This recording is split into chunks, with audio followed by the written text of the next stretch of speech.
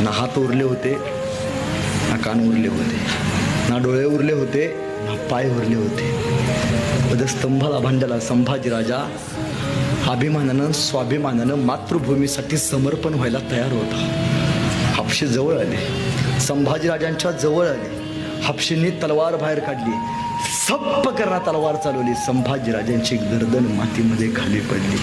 शंभू राजा धडा वेगळा करण्यात आला. संभाजीराजांच्या तोंडून एक वाफ निघाली.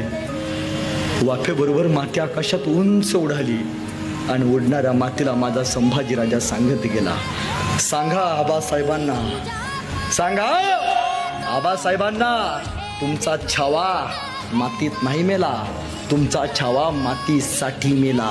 अरे मातीत मरणारे कैक असतात, मातीसाठी मरणारे फक्त संभाजी राजे असतात, हे सांगत गेले.